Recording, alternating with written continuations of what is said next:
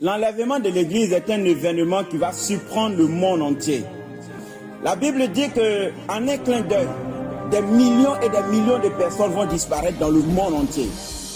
C'est un événement qui va amener le chaos, parce qu'avec la disparition des pilotes, il y aura des accidents, il y aura des morts. L'enlèvement de l'Église est bientôt sur le point de se produire. Quand vous verrez l'homosexualité être légalisée, quand vous verrez les nations être perverties, quand vous verrez le péché battre son comble, levez les yeux et sachez que votre délivrance est proche.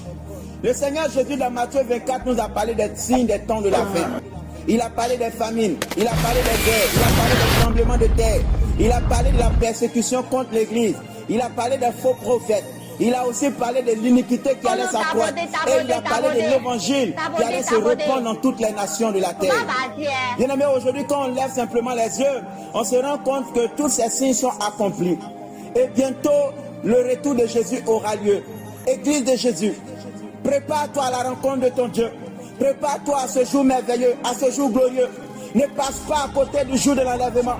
Bien aimé, mets-toi en ordre avec ton Dieu. Vis ta vie tous les jours, comme si c'était le dernier. On se prépare en marchant dans la sanctification. On se prépare en croyant son Dieu. On se prépare en adorant davantage le Seigneur, en proclamant l'évangile. Ce n'est pas le temps de cacher Jésus, c'est le temps de le proclamer haut et fort. Voilà pourquoi toi qui écoutes ce message, ne rejette pas ce beau cadeau.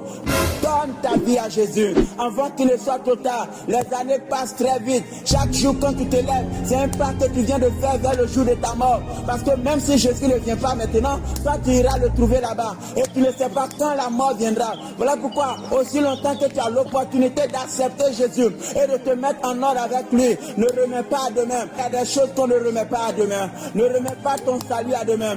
C'est pourquoi aussi longtemps que tu as envie et que tu peux encore saisir l'occasion d'accepter Jésus et de le recevoir comme ton Seigneur et ton Dieu, fais-le maintenant, parce que c'est aujourd'hui qui est pour toi. Jésus t'appelle aujourd'hui par le son de ma voix. Il te tend la main. Le salut est en Jésus. La liberté est en Jésus.